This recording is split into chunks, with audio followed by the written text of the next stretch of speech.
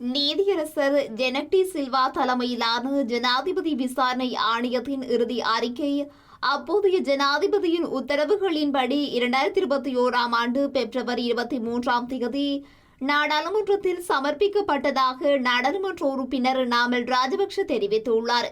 இதனைத் தொடர்ந்து 2021ஆம் ஆண்டு பிப்ரவரி 25ஆம் தேதி அல்லது அதற்குள் நாடாளுமன்றத்தில் இந்த அறிக்கை தாக்கல் செய்யப்பட்டதாக கூறியுள்ளார். இந்த ஆணைக்குழு அறிக்கையை நாடாளுமன்றத்தின் அதிகாரப்பூர்வ வலைதளம் வழியாக பொதுமக்கள் பார்வையிட முடியும் எனவும் அவர் தெரிவித்துள்ளார். அந்த அறிக்கையின் உள்ளடக்கங்களை சட்டமா அதிபர் ஏற்கனவே வைத்திருக்கின்றார் எனவும் அறிக்கை தொடர்பில் முழுமையாக அவருக்கு தெரிவிக்கப்பட்டுள்ளது எனவும் நாமல் ராஜபக்ஷ தெரிவித்துள்ளார். துரதிர்ஷ்டவசமாக தற்போதைய அரசாங்கம் உயிர்த்த தாக்குதல்கள் என்ற தேசிய துயரத்தை ஒரு அரசியல் கருவியாக பயன்படுத்திக் கொள்கின்றது எனவும் அவர் சாடியுள்ளார்.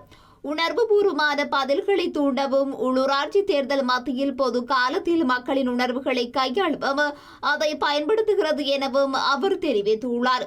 இந்த அரசாங்கம் இந்த துக்கமான தேசிய துயரத்தை அரசியல் ஆதாயத்திற்காக ஒரு கருவியாக பயன்படுத்துவதை நிறுத்த வேண்டும் எனவும் அவர் வலியுறுத்தியுள்ளார். இத்தகைய நடவடிக்கைகள் நேர்மறையற்றவை மட்டுமல்ல, பாதிக்கப்பட்டவர்களின் நினைவை மிகவும் அவமதிப்பவை எனவும் அவர் தெரிவித்துள்ளார்.